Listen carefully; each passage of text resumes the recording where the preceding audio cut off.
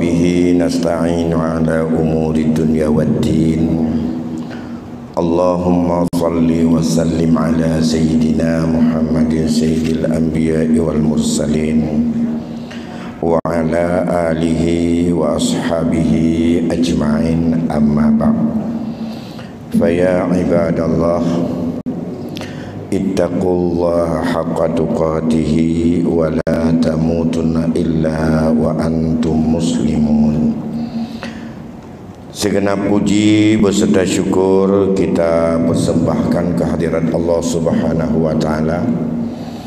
Alhamdulillah, setelah kita beraidul fitri dan masih dalam suasana bulan Syawal, malam ini kita mulai kembali pengajian. Untuk pertama-tama adalah kita mohon semoga kita tercatat sebagai apa yang dijanjikan oleh Rasul. Kita tercatat sebagai orang yang ada dalam majlis ilmu. Orang-orang yang dalam majlis ilmu dijamin oleh Rasulullah. Pertama, hidup kita penuh ketenangan jiwa. Yang kedua, kita selalu diberikan kasih sayang dan rahmat. Dan yang ketiga, malaikat selalu melindungi kita. Selawat beriring salam keharibaan junjungan kita Nabi besar Muhammad sallallahu alaihi wasallam kepada keluarga dan sahabatnya sekalian.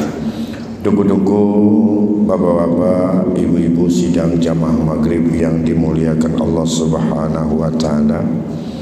1 bulan penuh di dalam Ramadan dengan segenap aktivitas dan usaha yang kita lakukan adalah Rasul menginginkan pendidikan dalam Ramadan itu bukan sekedar untuk kita menjalankan ibadah puasa, tapi berbagai kelebihan Allah berikan la'allakum tattaqun. Semoga kita dengan Ramadan itu menjadi hamba yang paling bertakwa. Kata-kata takwa hampir setiap lembaran dalam Al-Quran disebutkan. Begitu penting dan begitu prinsip bagi seorang hamba agar betul-betul nilai takwa itu betul-betul mengikat dalam jiwa. Kalau tidak secara langsung, tapi secara ada konteks dan hubungan yang dibicarakan dalam ayat-ayat Al-Quran, hampir setiap lembaran yang tidak bisa dihitung begitu banyak tentang masalah takwa ini. Begitu juga di dalam hadis-hadis Rasulullah yang semuanya itu dijabarkan tidak secara rinci. Yang takwa itu menyentuh dari segenap aktivitas dan perilaku dari kehidupan. Oleh karena demikian, pada malam ini mari kita coba sedikit melihat sebenarnya dalam praktek sehari-hari apa itu takwa. Bahkan di dalam khutbah Jumat salah satu rukunnya adalah wasiat untuk bertakwa. Itu juga wasiat. Maka takwa ini adalah kata kunci di dalam Islam agar betul-betul mampu untuk kita pegang dan mampu kita rawat dalam jiwa kita. Ada di antara ulama yang mencoba memberikan definisi atau gambaran yang susah dicari kata, ungkapan dan segala macamnya apa itu takwa. Sehingga kita tahu Sayyidina Ali pernah merumuskan bahwa takwa ditandai dengan 4 indikator. Khaufu minal jalil, takut kepada Allah. Yang kedua hari-hari. Yang ketiga juga di awal qasdu, kemudian hemat di dalam ia melakukan sesuatu. Yang keempat, wala amalu bitanzil, perilakunya sesuatu tak bertentangan dengan Al-Quran dan hadis. wa isti'dadil yaumiddin, selalu mempersiapkan diri dan tak pernah luput untuk dia siap menghadap Allah untuk kepentingan kehidupan akhirat. Kemudian yang lain juga merumuskan bermacam rumusan, bahkan ada yang mencoba ulama mengartikan takwa dengan kata-kata, beberapa kata yang tersusun daripada menjadi kata takwa. Kalau di dalam kitab At-Tarbiyatul Aulad ini, di depan saya yang akan kita lihat beberapa indikator, para ulama mendefinisikan bahawa la yarakallahu haitsu nahaka wa alla yafqidaka haitsu amaraka bi. Takwa itu Allah tak pernah menemukan kamu bahwa kamu ada di dalam apa yang Allah larang. Allah tak pernah menemukan seorang hamba ia berada pada apa yang Allah tak ridha, dan Allah selalu akan menjadi sebagai saksi untuk memperhatikan, melihat kamu, memberikan nilai kepada kamu terhadap apa yang Allah anjurkan. Nyan kata-kata yang paling kunci. Jadi kiban hiurun takwa, kalau menurut definisi tersebut, sidra orang apabila han getemeng di Allah, menyahai temeng manusia biasa. Mitaji tanya mutulin, tiah pernah didapatkan kita berbohong, tapi bisa saja sisi pernah tahu kita berbohong. Anak kita enggak tahu kita itu adalah pernah untuk meninggalkan salat, tapi ada orang lain yang tahu kita menyia-nyiakan salat. Orang yang sekedar ilmunya biasa-biasa, dia tidak tahu ada kekurangan salatnya, tapi ada orang yang lebih tahu bahwa puasa salatnya itu adalah tidak sempurna atau rusak. Itu relatif.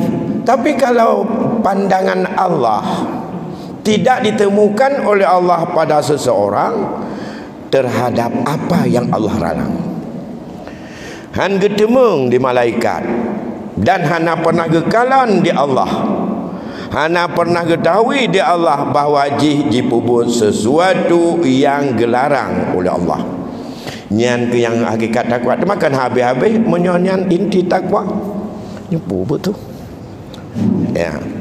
Ini yang kedua, Allah tak pernah melupakannya, tak pernah silap dan tak pernah tinggal terhadap untuk memperhatikan dan mencatat terhadap apa saja yang diperintahkan kepadanya. Pu yang Allah yu hana pernah untuk gedemeng ba'di ikbah, dan Allah selalu perhatikan apa yang Allah perintahkan, mulai daripada sikap hati sampai dengan dalam perbuatan, mulai daripada ibadah sampai dengan muamalah, mulai dari kehidupan keluarga sampai kehidupan bernegara. Begitu luas aspek yang menjadi definisi takwa. Menyamanan bila sidra urang betul-betul sudah takwa, sudah betul-betul manusia itu manusia suci. Ya. Maka habis-habis takwanya, tapi kewasiat, tapi kepingat, tapi bahkan itu menjadi rukun dalam khutbah Jumat, bahkan itu menjadi wasiat setiap mukaddimah apa saja pertemuan yang dimulai dengan puji, selawat, kemudian tetap ada wasiat untuk ittaqullah. Percuma yang susah getanya tanya ukur etna ketakwaan getanya dalam sisi apa? Di dalam getanya sebagai seorang kepala rumah tangga, atau kita sebagai seorang pencari rezeki, atau sebagai seorang karyawan, atau sebagai hamba, atau sebagai apa. Kalau demikian, ya para sahabat dan para ulama-ulama salaf dan khalaf menyangkut dengan masalah takwa itu menjadi topik yang selalu diingatkan, yang selalu ditunjukkan, yang selalu dinampakkan, yang selalu didiskusikan oleh mereka. Tak pernah habis-habis.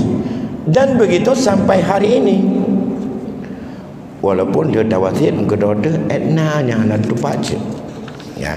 Sehingga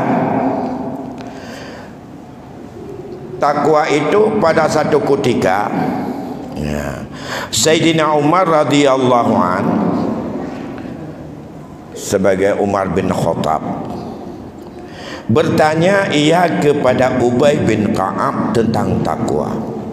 Itulah dia selalu bertanya berkaitan dengan takwa, menguji orang, doh takwa dalam amalan.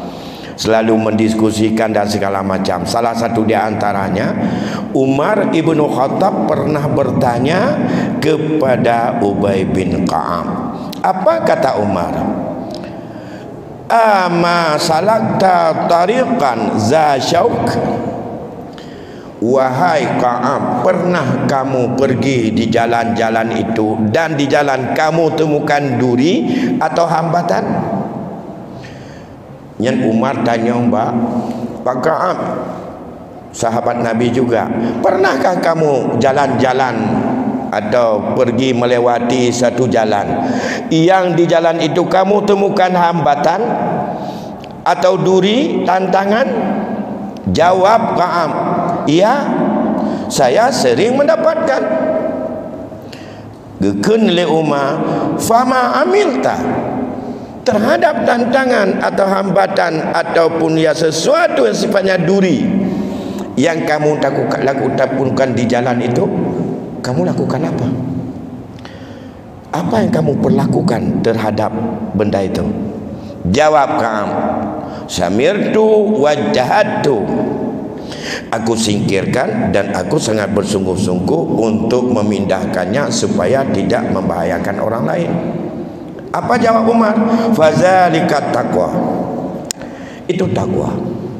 Itulah takwa kamu dalam bidang memikirkan nasib orang lain, dalam bidang untuk tidak menyakiti orang lain. Jadi kena fazalikat taqwa. Itulah takwa. Maka cukup tu tanya ini aja tercak berarti menyoboh-boh duro jalan mentau takwa nak payah sembahyang. Bukan seperti itu, bukan. Dalam aspek itu, dalam aspek kita berjalan, kita temukan hambatan, kita temukan sesuatu yang mengganggu, kita temukan sesuatu yang barangkali besar kemungkinan akan membahayakan atau menyakiti orang lain. Kemudian ia dengan tulus, dengan bersungguh-sungguh ia singkirkan, ia pindahkan, ia hilangkan daripada bahaya itu. Apa motivasi yang melatar belakangi untuk ia pindahkan itu? Itu sangat tergantung kepada takwa. Tapi dalam praktek itu takwa. Apakah betul-betul takwa? Tergantung lagi kepada at-taqwa hahuna, kata Rasul. Takwa di sini latar belakang tapi nah duronya pakon. Itu sangat mendudukkan kepada hati. Hingga tertarik begitu kamu lihat ada sesuatu ini membahayakan, tajak. Begitu kita lewat di situ ada lubang.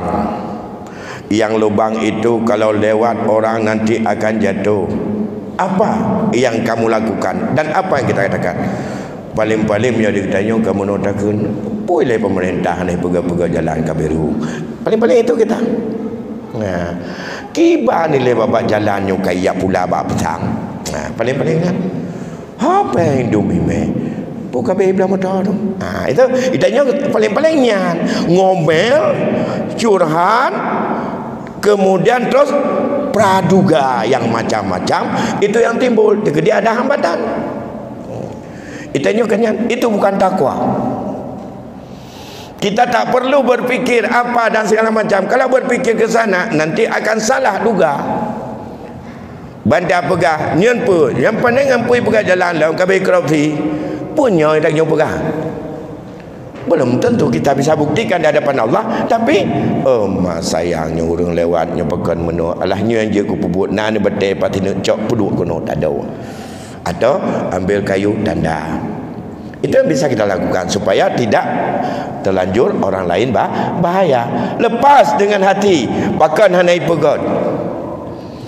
Kai mepeng hanai pegot. Kan tidak semudah itu. Lantas memfonis terus. Nampu ini pegat dah. Tapi buat dengkur rawai. Hanangan dia pegat kena. Habis kopi pakai. Ini dalam konteks kopi ini cukup penting. Inilah kita realisasi takwa. Ini dalam satu riwayat yang diingatkan oleh Sayyidina Umar. Oleh kerana demikian, ada beberapa amaliyah yang dilakukan oleh para sahabat. Dan juga ada riwayat yang diceritakan oleh Imam Al-Ghazali. Apa kata Imam Ghazali dalam kitab Yahyanya? Kana inda Yunus bin Ubaid hulalun mukhtalifatun. Ada seorang laki-laki kaya yang profesinya adalah tajir sebagai pedagang. Di sisinya ada banyak pakaian yang bermacam-macam dan berbeda-beda harganya. Di antara pakaian itu ada yang ditaruh labelnya harganya 400 dinar. Ada di antara pakaian yang ada dalam tokonya itu harganya 200 dirham. Ada yang 400 dirham. Itu sudah ditaruh semua labelnya. Menyonyo per 2 dirham yuk. Menyonyo 200 dirham. Yang tak kuat bat toko rupanya. Kalau masjid mentong. Nyo toko tak kiban takwa Yunus. Kemudian pada saat sudah masuk waktu salat, Yunus minta izin dan dia minta daripada keponakannya untuk duduk menjaga toko dan menjual sesuai dengan label. Ia berangkat ke masjid untuk salat sebentar. Saat Yunus sudah berangkat tempat salat, ini yang diceritakan oleh Imam Al-Ghazali di dalam kitab Yahya. Yang dikutip oleh Abdullah bin Alwan di dalam kitab Tarbiyatul Aulad ini. Kemudian datang seorang Arab. Dia tamu, dia musafir ke situ. Lantas ia minta apakah ada baju yang baik dan harganya yang ada di dalam toko ini. Ia tunjukkanlah baju yang labelnya 200 dirham, tapi ia menggantikan nama bahwa baju ini harganya 400 dirham. Kemudian si Arab itu kalau di tempat dia, di kampung dia, di toko ataupun di kotanya, harga yang dibeli itu sama juga 400 dirham. Tapi dalam toko Yunus itu bukan 400, 200. Dijual oleh keponakannya dengan harga 400. Ia reda, ia puas, dia ambil. Seharusnya ia 400 dirham, 200, dijual 400. Bedah Arabnya gedebit. Kalian kebelocok bajai-bajai tu. Menumpaklah dengan Yunus Bara'uh dengan gawai masjid. Yunus tahu baju itu adalah di toko saya dia beli itu. Dia tahu persis ganturi barang draw. Ge Arabnya, berapa kamu beli? 400 dirham. Oh bukan, nah, itu udah salah dia. Dan ia sudah berbohong itu. Harga kain ini bukan 400, 200 dirham. Ayo balik. Itu aku kembalikan uangmu yang lebih 200 itu. Nah, kata daripada Arab, tak apa-apa, aku sudah rida dan aku sudah puas dengan harga 400 dirham, karena di kampungku atau di tempat saya juga adalah harganya yang kualitas seperti ini, yang baju seperti ini harganya 400 dirham. Udah selesai, tak apa-apa. Tidak, harus balik katanya. Nah, kemudian sampai balik ke sana, diambil uang 200 dirham itu dikembalikan kepada Arab, dan baru baju itu dibawa pulang dengan harga 200 dirham. Marahlah, kemudian pakailah antara Yunus dengan keponakannya. Ku bangai hadron begini minum kagetun pertonya kan atas kerida sama rida kebuka apa itu al-bai'u kan ala taradin. Jual beli ini saling rida, dia udah puas dengan harga itu, mengapa yang harus dikembalikan? Lantas terjadilah pemukulan. Lantas oleh Yunus marah dalam mukhasamah itu, di dalam pertengkaran dia berdua, wa qatalahu, dan ia memukulnya. Kemudian ya, setelah itu dikembalikan semuanya. Apa kata Yunus kepada keponakan? Istahyata, apakah kamu tidak malu? Apakah kamu tidak malu bahwa kamu merasa bahwa itu tersembunyi kepada Allah? Ya. Apa kata dia? Turabbihu mislas saman, yang kamu ambil untung sebesar modal 2 kali lipat. Kemudian kamu tidak membiarkan kepada apa yang diingatkan oleh agama. Ya. Kemudian kata dia, kan ia sudah rida dan itu kita halal dan kita menjual pada dia, kan tidak apa-apa. Bagaimana kalau itu terjadi kepada kamu? Nah, itulah nilai-nilai akhlak, nilai takwa. Bagaimana anda itu terjadi kepadamu? Ada orang masuk ke toko ini beli 200 dirham. Kemudian bertemu mereka berdua. Andai kata kamu yang beli 400, temanmu satu lagi juga beli 200, kualitas baju sama, modelnya yang sama, daripada model dan kualitas yang sama dan produk yang sama. Bagaimana perasaan kamu? Kamu rida? Bagaimana hati kamu di saat kamu tahu walaupun sudah rida? Apakah harga dibandingkan di toko kita atau harga dibandingkan di kota-kota lain? Itulah sikap Yunus. Apa kata Imam Ghazali? Itulah contoh bahwa mereka itu, Yunus itu orang yang bertakwa. Di mana pedagang katanya yang lainnya? Ayu minum kajut. Sebenarnya nyai tanya kalau Lailatul Qadar dah pegah laginya. Seharusnya 200 kalaba. Gitu umper tu. Maka Lailatul Qadar kan alhamdulillah. Itanya alhamdulillah hana merasa malah tu. Tapi Yunus merasa sangat malu kepada Allah bahwa yang sudah ditetapkan harga 200 ternyata itu adalah laku 400, tidak mau dia 400, tetap berapa yang sudah ditetapkan. Karena enggak apa, kalau model begitu jualan satu saat orang akan tahu, oh di situ toko itu pilih-pilih kasih. Beli-beli tanya menyotor orang hanya kabeh orang aja tak pegang. Tapi dunia nama masalah karena kopi karena 40 yum punya berapa liur raya tablo yum 15 menyo dalam puasa saat merebut-rebut ijab poplen kadang payah tablo dia kali lipat yum daripada yum harga karena tengah merebut-rebut, apalagi kan 27 atau 25 puasa.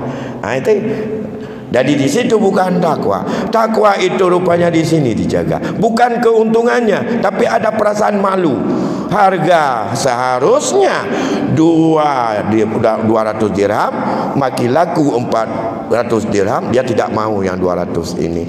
Karena merasa melecok lah barang. Dan karena tabelnya sudah jelas di dalam tokonya. Ini apa yang dilakukan oleh, apa ceritakan oleh Imam Ghazali terhadap kasus Yunus. Itu juga takwa. Luas sekali. Ini sudah menyangkut dengan masalah aktivitas perdagangan. Kemudian pada kejadian pada Sayyidina Umar lagi, contoh-contoh takwa dalam perilaku yang susah untuk dirumuskan tadi. Karena takwa ini tidak memilih orang. orang terhormat, orang hina, orang kaya, orang miskin, orang alim, orang awam, orang pejabat, orang rakyat jelata, itu semuanya ada hak punya takwa. Tidak ditentukan takwa itu oleh kelas kehidupan ekonomi, kelas sosial, bukanlah standar yang bisa diukur. Di situ adalah nilai takwa. Hingga pada satu ketika Abdullah bin Dinar, seorang sahabat Nabi, ia bercerita, kharajtu ma'a Umar ibn Khattab. Aku pada satu ketika keluar jalan-jalan bersama Umar ibn Khattab radhiyallahu an. Kemana? Ila Makkah. Sehingga kamu satu saat bertemulah di tengah jalan itu dengan seorang yang sedang mengembala kambing yang ia turun dari gunung. Bagi jajaknya riwayatnya yang kun Abdullah bin Umar, ganyan yang saksi mata dan tak didengar diriwayatkan. Ini asar karena kejadian yang dilakukan oleh sahabat Umar ibn Khattab. Dengan kejadiannya ditensira pengembala dari gunung. Dia ada gunungnya getak jahit kambing yang tengah dijaga haji. Kemudian gekun oleh Umar bagian mayatnya kepada sidra pengembala, meri cik tukang gumubu badanya. Pengembala itu adalah bukan orang pemilik binatang. Pengembala adalah tukang gumubu, petugas tukang jaga binatang. Lantas dikun Umar, ya rai, hai pengembala, kenole bi'ni syatun min hazal ghanam, juallah seekor saja untuk saya daripada kambing-kambingmu. Apa jawab si anak itu? Ini mamluk, aku ini seorang budak milik tuan. Rupanya pengembala itu adalah seorang hamba sahaya, dibeli oleh tuannya, tugasnya hari-hari jaga kambing. Mamluk itu bukan pemilik kambing. Mamluk itu dia adalah orang yang dimiliki orang. Artinya dia budak, dia hamba sahaya yang menjadi ia harus berbakti dan mengabdi kepada tuannya. Umar selanjutnya berkata, untuk mencoba dan menguji bagaimana si ra'in ini atau si budak ini iktibar, cobaan. Apa? Qul li sayyidika akal hazibu. Kamu bilang sama tuanmu nanti, seekor kambing enggak ada lagi, udah dimakan serigala. Kan tak apa-apa, uang itu masuk kantongmu, kan aman.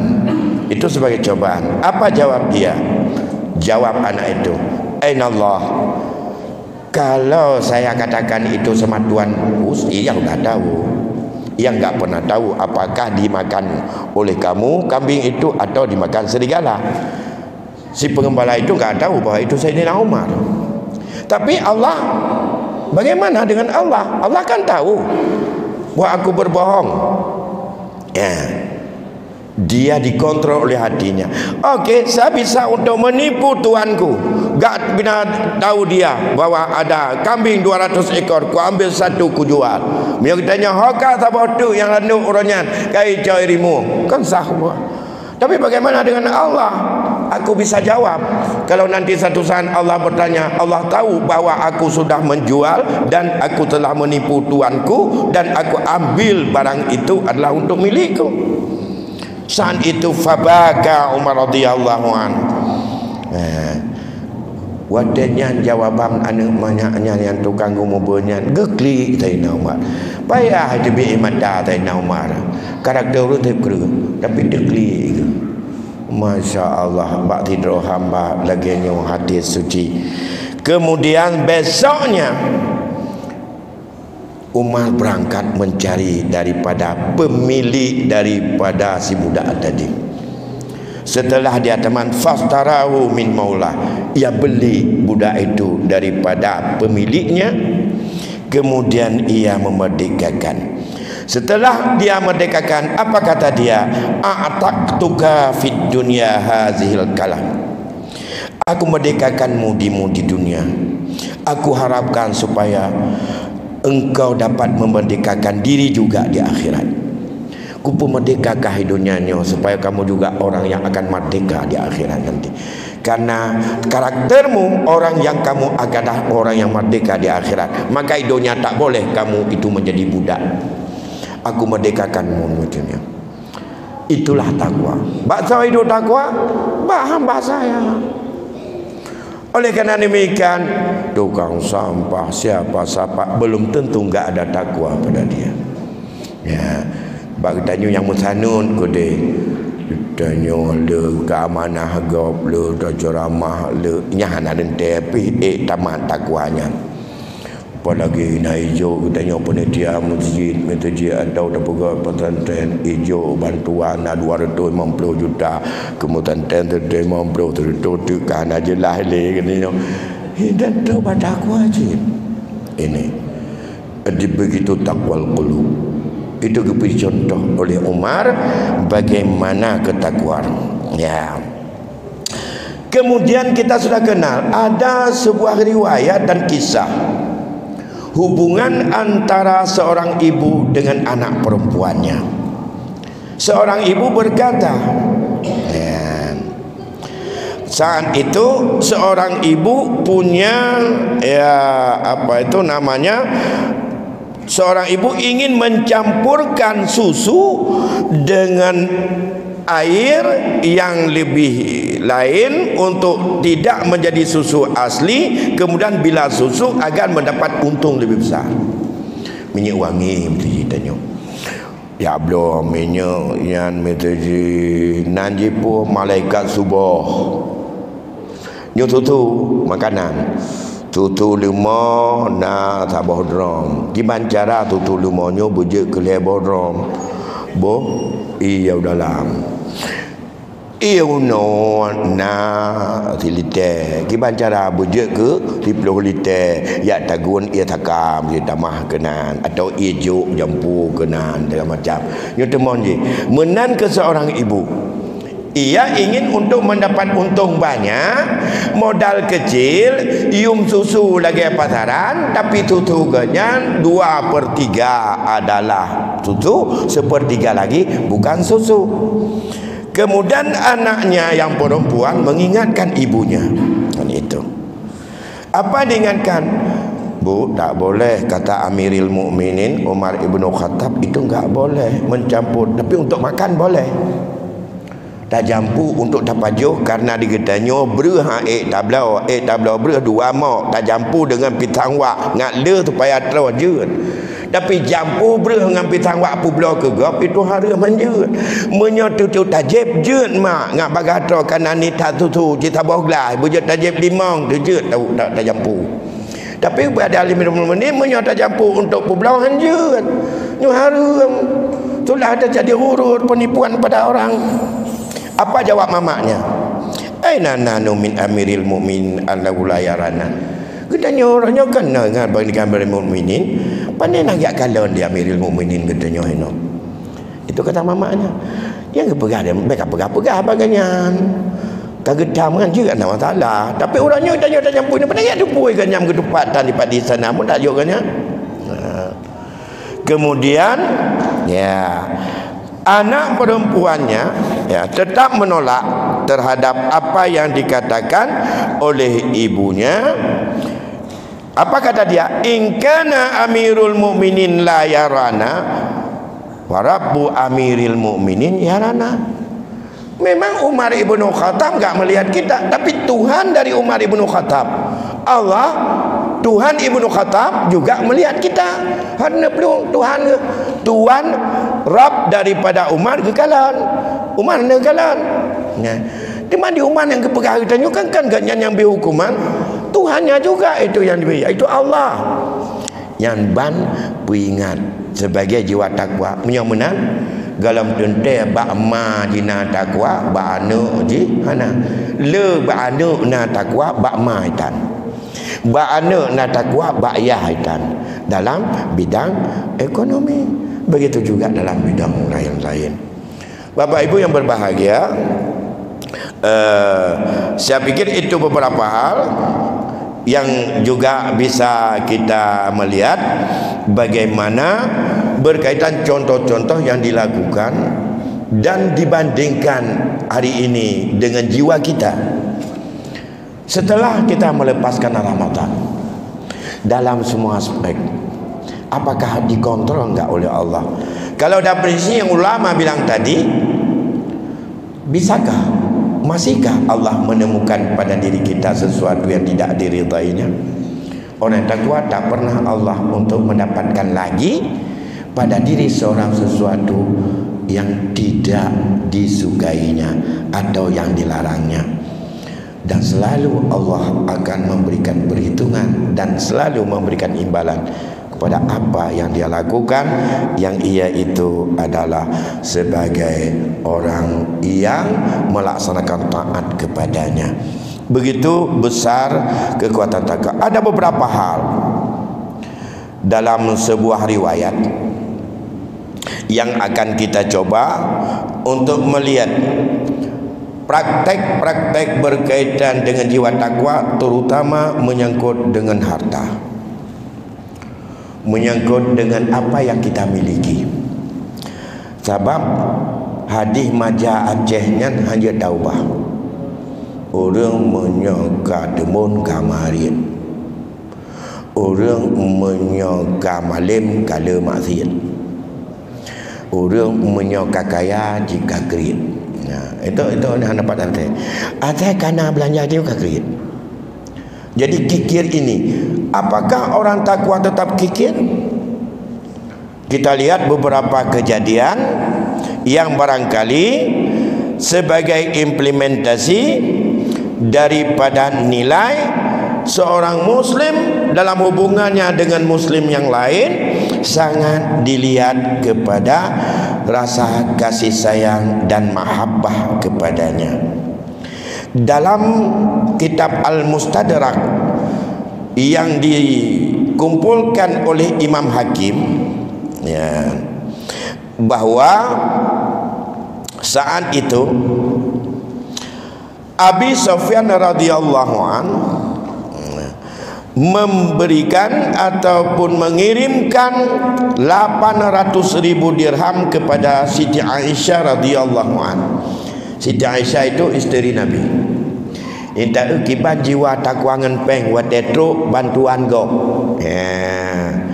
Ataupun untuk nilai membantu orang lain. Wa kana shaimah, saat itu Aisyah sedang puasa. Kemudian ia ada pakaian. Kemudian dia ambil harta itu semuanya sebanyak 800.000 dirham. Di dalam waktu itu semuanya dibagikan kepada fakir dan miskin. Walam tabqa minhu syai', mudzapuatan tinggal ibadah. Faqalat laha khadimatuha, gekeun oleh pembantu Aisyah kepada Aisyah, Tuhan ya Ummul Mukminin, mastata'tu antastari lana lahmatu bidirhamin taqtarina alaih.